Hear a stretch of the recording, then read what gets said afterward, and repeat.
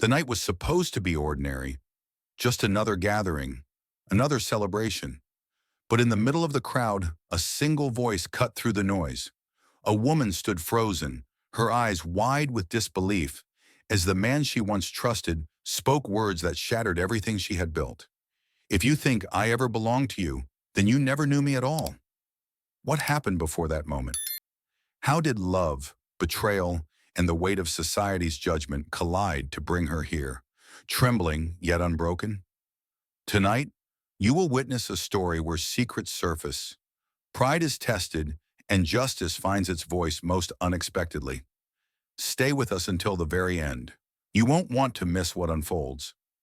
And before we begin, hit subscribe so you never miss our next story, and tell us in the comments where in the world you're watching from.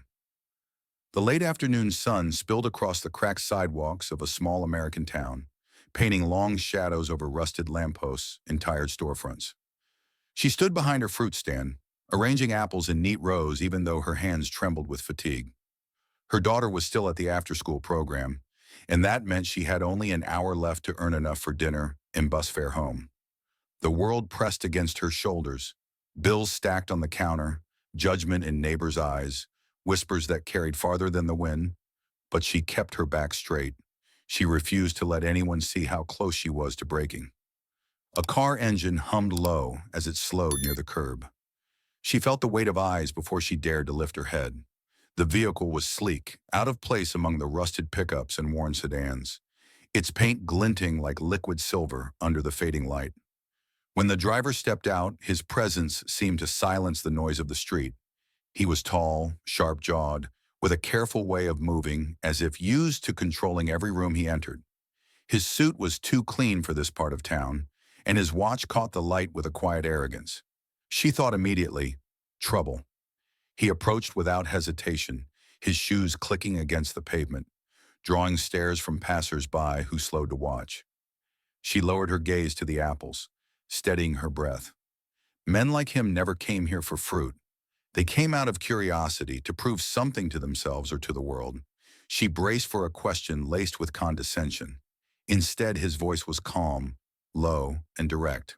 "How much for the basket?" She glanced up, meeting eyes that did not waver. They were pale, almost too clear, like water that reflected everything yet gave nothing back. She told him the price, certain he would scoff, but he nodded and pulled out his wallet. The bills he handed her were crisp, heavy with the scent of leather. She hesitated, then slipped the money into her tin box, careful not to betray the mix of suspicion and reluctant gratitude twisting inside her chest. The exchange should have ended there, yet he lingered, eyes sweeping the stand. The peeling paint on the wooden crates, the bruised peaches that bore silent testimony to her struggle. "Do you sell here every day?" he asked, as though he genuinely wanted to know. She forced a nod, her tone clipped. "Until it's gone." He studied her, not with pity, but with an intensity that unsettled her. She tightened her grip on the basket handle, half ready to dismiss him, when a voice cut through the air from across the street. "Look at her now, trying to catch a rich man." A pair of women laughed, their phones already raised, lenses glinting. Her stomach turned cold as ice. She knew how fast gossip traveled, how a single clip could spiral into poison online. The man's expression shifted, his jaw tightening as he glanced at the women, then back at her. He said nothing, but his silence was heavier than words. She muttered, "Ignore them. I always do." Inside, shame burned her, yet she refused to bend beneath their cruelty.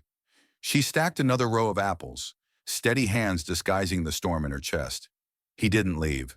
He lifted one of the peaches, turning it carefully in his hand, as though testing not just its ripeness, but the truth of her world. "This is good," he said, biting into it with unexpected ease, juice running down his fingers. The bystanders fell quiet, confused, their amusement souring into frustration. He handed her the pit and smiled faintly. "You've got something real here." She couldn't find a reply, only a tight nod. Yet his words sank into her like rain on dry soil. For years she had heard nothing but disdain, whispers that she was wasting her life waiting for someone who had abandoned her, jeers that she would never rise above the street corner.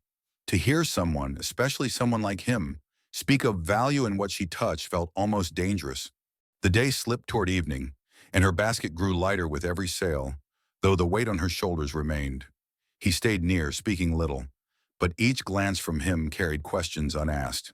She sensed judgment in the eyes of onlookers, the hum of speculation already forming in invisible networks.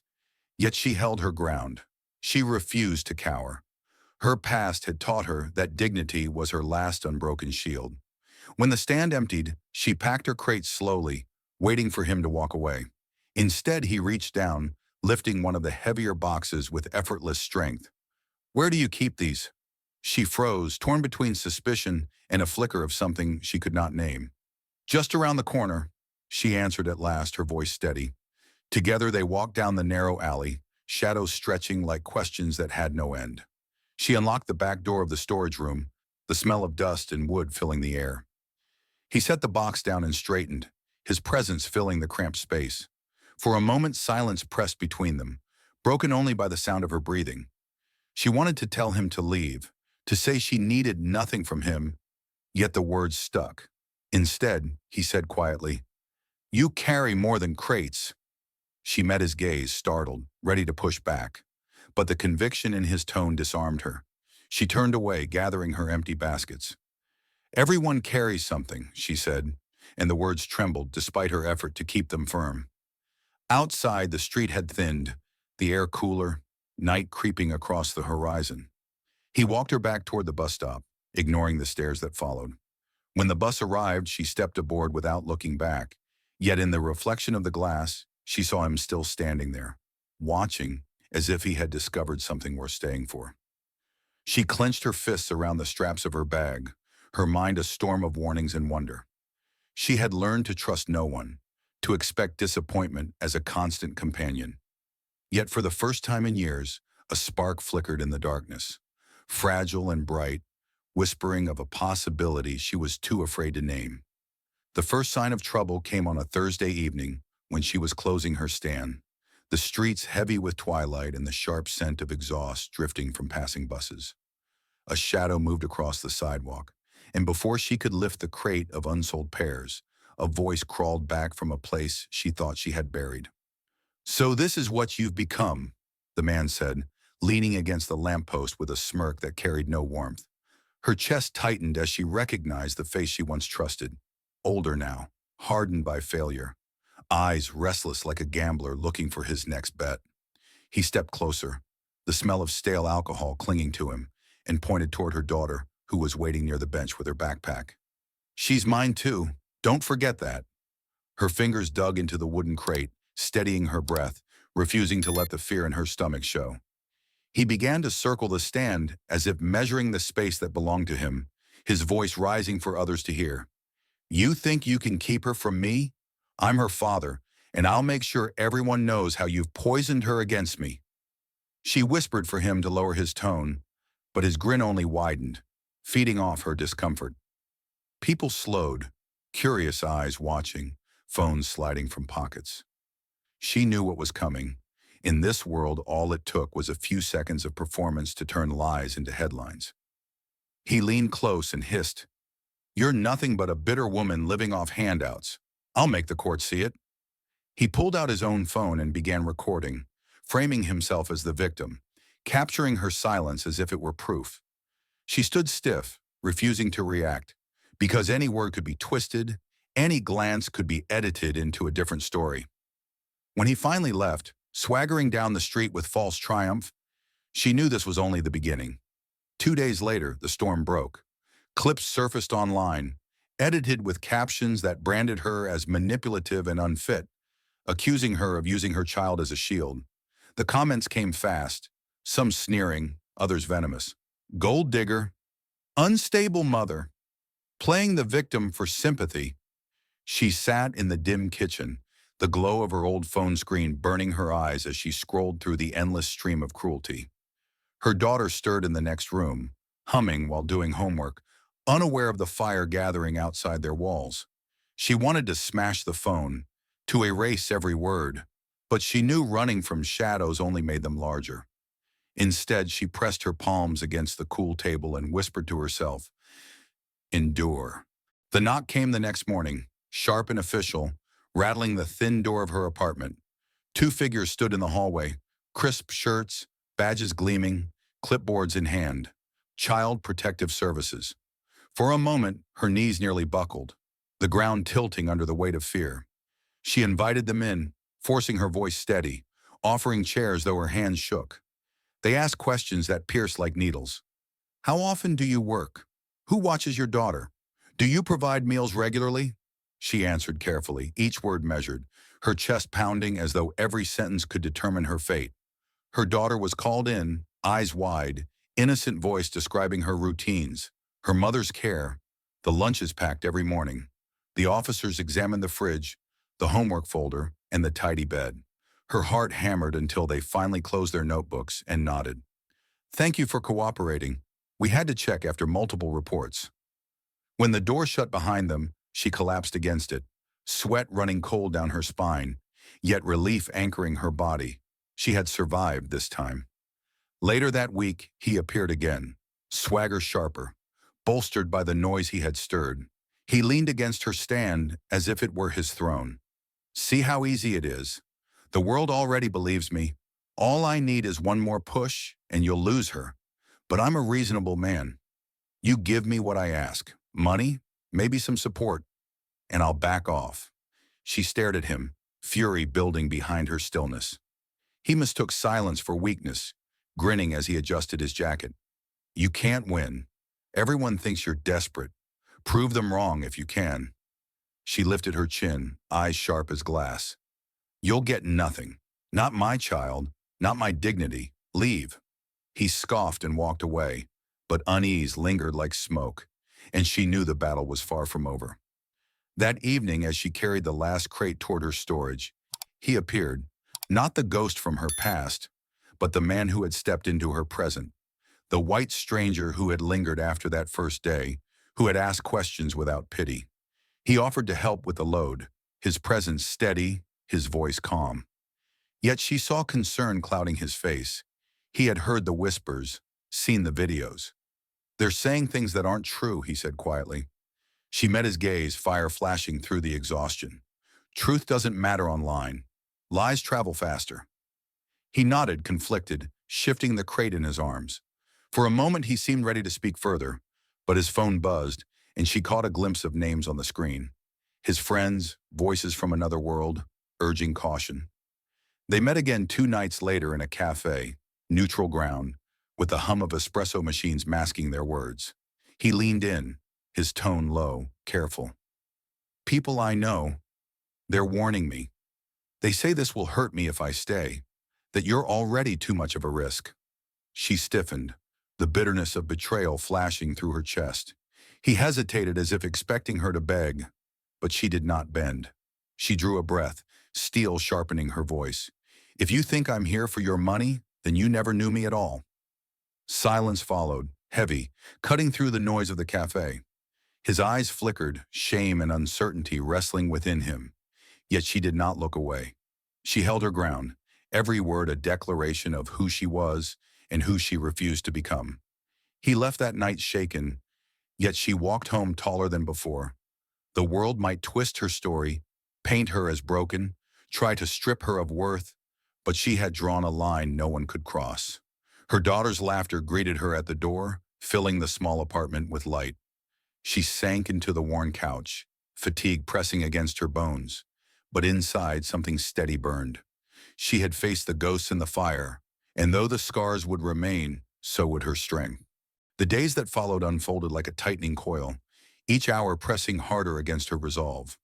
The man who had once lingered at her stand now lingered in her life, not with promises, but with silence heavy enough to crush her. She saw it in his eyes, doubt, not yet betrayal, but sharp enough to wound.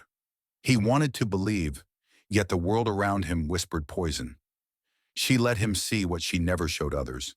He found her kneeling in the hallway with her daughter's shoes in her hands, lacing them gently while listening to a story about school with patience that had no end. He caught her at the mark, and at giving the last peach to an elderly neighbor instead of selling it. Her smile was small but fierce. He stood in the doorway when her ex slid an envelope across the counter, stuffed with bills and demands. watching her push it back without hesitation, her voice steady. Not a dime, not a bargain, not your way back. These were small actions, yet together they carved a truth stronger than words, though he struggled to hold it against the storm building outside. That storm reached him one evening in the form of polished leather shoes and sharp suits gathered around a boardroom table. He was there to secure a new contract for a foundation that prided itself on clean images and untarnished reputations.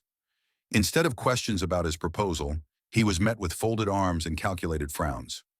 "Your personal choices," one man said, tapping a finger against a file with her name, "could cost us credibility. Aligning with someone entangled in scandal is dangerous." Their words cut deeper than the silence he had carried. The subtext was clear. Walk away from her, or risk losing everything he had built. His throat tightened as he signed the final page, the ink bleeding like betrayal. He left the building with victory in one hand and shame in the other, knowing his success was poisoned by the demand that he sever ties with the only person who had made him feel honest again. Meanwhile, her ex was not finished. He dragged her into court, waving flimsy papers and shouting about parental rights. The courthouse smelled of dust and varnished wood, the air humming with tension. She sat stiff in the worn chair, her daughter's small hand clutching her sleeve. The man ranted about neglect, his voice cracking with manufactured outrage. But the evidence betrayed him. Unpaid debts stacked higher than his excuses, records of missed child support, police notes of drunken nights. The judge's gavel struck like thunder, denying his plea. She exhaled, not in triumph, but in exhaustion, because court victory did not erase the venom outside its walls. He stormed out, shoving past cameras, muttering threats that tasted like ash. She followed with her head high, her daughter pressed to her side while whispers buzzed through the corridor like flies drawn to blood. Online, the war raged louder. Screens flickered with her name, each headline a distorted reflection. Some strangers defended her, voices rising in threads that called her strong, resilient, undeserving of cruelty.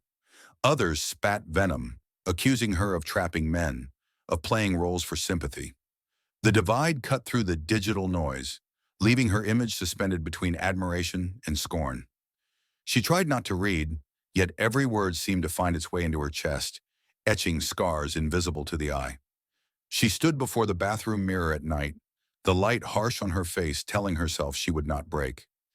Yet when her daughter whispered goodnight and clung tighter than usual, she knew the girl had felt the tremors too. The breaking point came on a Saturday afternoon at a community event meant to celebrate small businesses. Colorful tents lined the park, children darting between booths, the air thick with the smell of barbecue and popcorn. She had been invited to display her fruit, her stand polished and bright beneath the summer sun. For a moment it felt almost normal, her daughter laughing, neighbors tasting samples, the promise of belonging brushing against her skin. Then the shadow fell. Her ex appeared, striding through the crowd with venom curled in his smile. He raised his voice before he even reached her, words slicing through the music. Here she is, the fraud of the town, pretending to be honest while living off of pity and men with deeper pockets. Ask her new friend if she's worth the risk. Laughter rippled, sharp and cruel, phones lifted like weapons. Her daughter froze, eyes wide, clutching her arm as whispers grew into a roar. She wanted to scream back, to tear down his lies with the truth of her struggle, but the weight of so many eyes held her tongue. Then, through the noise, another figure stepped forward. The man who had doubted, the one who had remained silent, now walked into the storm with his shoulders squared. He placed himself between her and the venom, his voice cutting through the chaos with steel. Enough! The crowd hushed, startled by the sharpness in his tone. He turned to her ex, eyes cold as stone. You've dragged her name through filth, tried to break her with lies, and still she stands. I've seen who she is. I know the mother she is, and I will not let you smear her again. Gasps rose, followed by murmurs that swirled like shifting tides. Some clutched their phones tighter, recording every word, while others lowered their heads, ashamed of what they had believed. Her ex sneered, spitting words that tried to wound. So this is what you want? To tie yourself to someone the whole world mocks? But the man did not flinch. He raised his voice, letting the truth hammer through the crowd. Mock her if you will. Doubt me if you must. But understand this. I choose her. Not for appearances, not for safety, but because in a world full of lies, she is the only truth I've found. The silence that followed was louder than the jeers that came before. She felt her breath catch, her chest tightening with a mix of disbelief and release. The crowd shifted, some still glaring, others nodding slowly as if awakening from a spell. Her daughter pressed closer, whispering, "Mom, he's not afraid." The ex sputtered, fury burning his face, but the crowd no longer echoed him. The authority he had stolen with lies crumbled, leaving him exposed under the weight of truth spoken aloud. He shoved past, storming out of the park, leaving only the echo of his failure behind. She stood frozen, trembling not from fear but from the force of what had just unfolded. For years she had carried her battles in silence, alone against the weight of the world. Now someone had shattered that silence, not with pity, but with conviction. As the event resumed, people approached the stand cautiously, some apologizing, others offering support. She accepted each word with dignity, though her heart raced with emotions too tangled to name. Beside her, he stood steady, no longer silent, his choice carved into the open air, where no one could twist it. She looked at him, her eyes sharp yet softened, as if weighing the cost of his words against the worth of her soul. And for the first time, she allowed herself to believe that perhaps she was no longer carrying the burden alone. The day of the wedding rose with a brilliance that seemed to wash the town clean, sunlight spilling over the old churchyard, where white tents stood like sails ready to catch the wind of celebration. She walked through the quiet hall before guests arrived, her dress flowing in gentle waves that shimmered with restraint rather than extravagance. On the tables, trays of food blended flavors from both worlds, seasoned greens and cornbread, resting beside roasted vegetables in delicate sauces he had once stumbled through, learning to cook at her mother's stove. Music rehearsed in hushed tones by a local choir carried notes of gospel threaded with rhythms from her heritage, a pulse that promised to swell when the vows began. She inhaled the scent of flowers hung in garlands across the altar, their fragrance sharp, clean, reminding her of mornings long ago when hope felt like a stranger. Today, hope had finally come home. As guests filled the pews and the soft murmur of anticipation swelled, she caught sight of her daughter in a pale dress, her hair braided neatly, eyes bright with a pride that seemed too old for her years. The girl had walked through fire beside her, and now she smiled as if the weight of those years had been lifted. Her mother, standing near the front, clutched a handkerchief in trembling fingers, the lines of her face carved with endurance and sacrifice. When their eyes met, the older woman nodded once, silently telling her daughter that the fight had been worth every scar.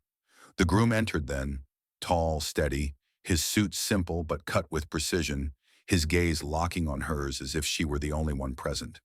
He had faced his doubts, lost contracts, endured whispers, yet he stood now with clarity that made the air itself sharpen. The ceremony began with voices rising, the choir shifting from English hymns into the cadence of African drums, a rhythm learned awkwardly months before when he had tried to follow her family's dance, tripping at first until laughter softened the edges of his clumsiness. Now those steps returned, not as mimicry, but as homage. He repeated them carefully as he approached the altar, the crowd stirred by the union of traditions, each movement a bridge between their lives. She felt tears pressed behind her eyes as she whispered a vow laced with an old proverb her grandmother had once said, "Two hands wash each other and both come clean." He answered with his own, promising to guard her truth and never again let silence be the shield of cowards. Their voices wove into one, and the crowd leaned forward, the air electric with unity that no lie could fracture. But then the doors slammed open. The sound cracked against the walls like a gunshot, pulling every head toward the back. He was there, the ghost who refused to vanish, stumbling down the aisle with a sneer twisted by bitterness. His clothes hung loose, his eyes wild with the rage of a man who had lost everything and come only to destroy. "This is a sham," he shouted, his voice scraping against the solemn air. "She doesn't deserve this. She's mine. That child is mine. And you." He pointed at the groom with a shaking hand. Are a fool who doesn't know what she really is. Gas spread like ripples, phones rising instantly, the murmur of fear blending with excitement. She froze, her pulse hammering, her daughter clinging tight, the terror of the past clawing back into her chest. For a moment, the weight of shame threatened to smother her, but then she remembered the papers, the judgments, the gavel that had stripped him of rights he had never honored. She remembered the neighbors who had seen her labor, the community that had started to believe after truth was spoken aloud in the park. And she stood, her shoulders straightening, though her hands trembled at her sides. Before she could answer, uniforms appeared, officers striding down the aisle, the crowd parting in silence. One read aloud the order he had violated, the restraining command that forbade him from stepping within reach of her or the child. He tried to resist, shouting, flailing, but the murmur of the crowd shifted into something heavier than any handcuff: collective judgment. Some shouted for him to leave, others jeered, phones capturing the sight of him, dragged into daylight, his lies unraveling with every step. Justice had come not in secret, but in the open, witnessed by all. When the doors closed behind him, the silence he left was not emptiness, but relief. Her mother's sob broke at first, soft and piercing, the tears of a woman who had feared her child would never find respect in a world so quick to wound. She pressed the handkerchief to her lips and whispered, "Finally," as though exhaling decades of held breath.